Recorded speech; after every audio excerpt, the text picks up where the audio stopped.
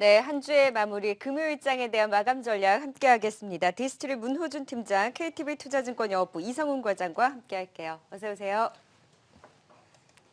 네, 시장이 마감으로 가면서 지금 다시금 빨간불을 켜고 있습니다. 자, 오늘 업앤다운 종목들 사실 좀 방향성 없이 종목들이 움직였던 가운데 그나마 좀 눈에 띄는 종목들 하나하나 체크를 해보도록 하겠습니다. 뭐 종목 안에서 어떤 종목이 좀 눈에 띄셨어요?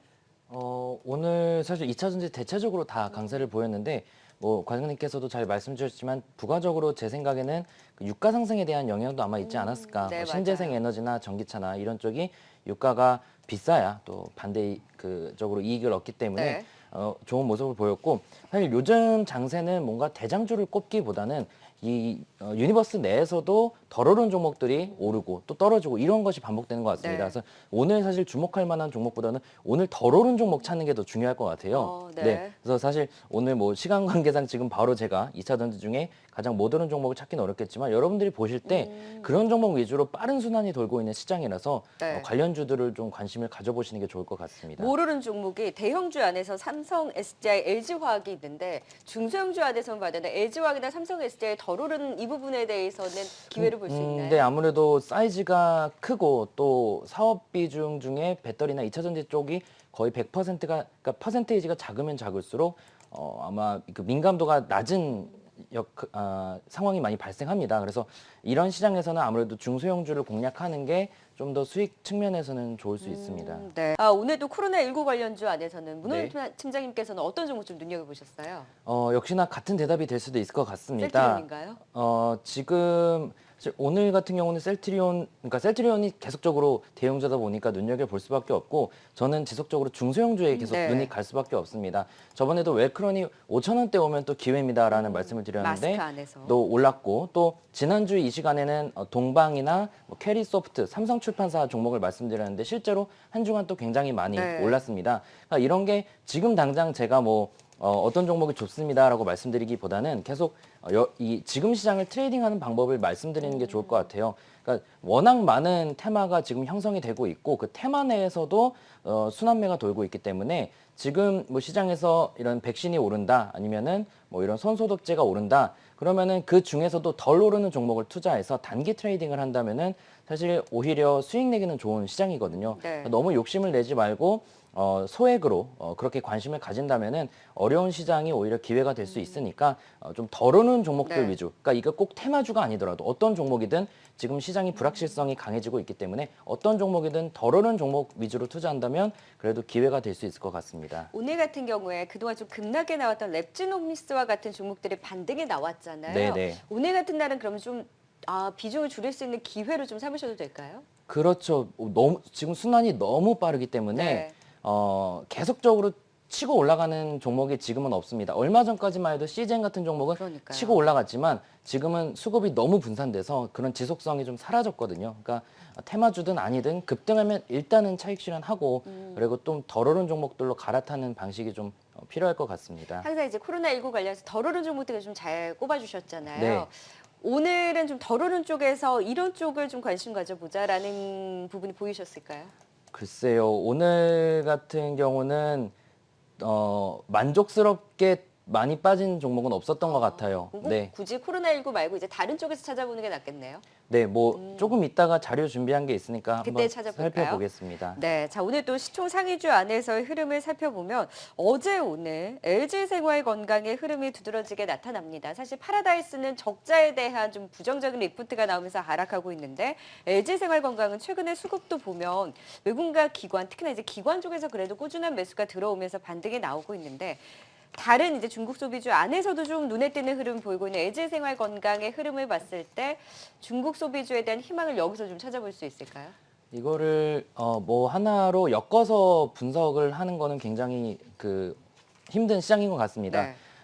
일단 기관들은 기본적으로 낙폭과대주를 좋아하기 때문에 그런 측면에서 매수를 했다라고 봐야 할 것 같고요. 네. 기관들 측면에서도 지금 코로나 리스크가 어떻게 될지 모르는데 장기 투자로 접근하기는 어려울 겁니다. 그래서 LG생활건강이 오늘은 올랐지만 내일은 오르지 않을 수 있거든요. 그래서 이 부분도 일단 낙폭과대에 따른 저가 매수 유입 정도였다 정도로 아마 생각하는 게 좋지 않을까 싶습니다. 아직까지 좀 의미를 찾기는 어렵다. 네. 낙폭과대주에 대한 관심이 계속 나오고 있는 시장이기 때문에 잠시 후에 전략 때 저희가 그런 종목들에 대해서 리스트업 해본 만큼 잠시 후에 체크를 해보도록 하겠습니다. 자, 유가에 대한 포인트를 잡아주셨습니다. 유가가 급등을 하면서 뉴욕 증시도 상승으로 마감을 했고 오늘 우리 시장 좀 빨간불을 켜고 있긴 합니다만 지금 유가가 또 시간 외에서는 4.5% WTI 기준으로 하락하고 있기 때문에 미 선물 시장도 지금 다소 주춤주춤합니다. 그러면서 우리 시장도 내내 오늘 좀 등락을 보였던 가운데 역시 포인트 유가에서 잡아주신 것 같아요. 맞습니다. 일단 지수가 떨어졌던 이유가 코로나19고 지수가 올랐던 이유가 유가입니다. 근데 두 포인트의 공통점은 앞으로의 예측이 불가능하다는 거고요. 코로나는 당연히 예측이 안 되겠고 유가는 그러면 트럼프의 트위터를 예측 그 지표로 삼을 거냐. 네. 제가 아는 사람 중 가장 못 믿을 사람 중 한 명이기 때문에 네. 그러니까 결국은 지금 시장의 불확실성이 굉장히 강하다라는 겁니다. 그래서 어느 하나를 뭔가 신뢰를 가지고 투자하기는 어렵고요. 저도 사실 테마주 투자를 좋아하는 사람은 아니지만 지속적으로 테마주를 말씀드릴 수밖에 없는 거는 굳이 투자해야 된다면은 그런 좀 빠른 순환을 타겟팅하는 투자가 그래도 적합하기 때문에 말씀드린다는 점 다시 한번 이야기 드리겠습니다. 네, 이제 다음 주장 전략을 세워봐야 될 텐데요. 환율에 대해서도 그렇고 사실 유가에 대해서도 그렇고 시장에 대해서도 그렇고 방향성에 대해서 속단을 할 수가 없는 상황이어서 전략 세우기도 만만치 않은 것 같습니다. 하지만 개별주, 테마주들에 대한 장세가 조금은 더 이어질 수 있겠다라는 의견을 주셨잖아요. 네. 어디에 포인트를 맞춰서 우리가 좀 대응을 해봐야 될까요? 사실 오늘은 종목을 좀 준비해 왔습니다. 네. 왜냐하면 주변에서 주식 뭐 사야 되냐. 사실 저는 이제 알고리즘을 연구하는 사람이기 때문에 주식을 연구를 이렇게 하는 쪽이라고 보기는 어렵거든요. 네. 그래서 그러면은 어떤 주식을 과연 사면 좋을까라는 측면을 이제 퀀트적인 측면에서 뽑아왔습니다. 그 유명한 대가들 4명을 뽑아서 그 4명이 사용하는 알고리즘, 그러니까 그 로직에서 그 로직을 뽑고 거기서 최근 30일 동안 가장 많이 하락한 종목 중에서 시가총액이 1,000억 이상인 종목 리스트를 뽑아왔는데요. 시간 관계상 그냥 그 표만 이렇게 빠르게 네. 보여주시면 간략히 설명하겠습니다. 첫 번째가 네네. 벤저민 그레이엄이 이제 그 워런 버펫의 스승으로 유명하죠. 네, 천천히 설명해 주셔도 아, 돼요. 그래요? 네. NCAVA 전략이라고 네. 청산 가치가 시가총액보다 높은 경우입니다.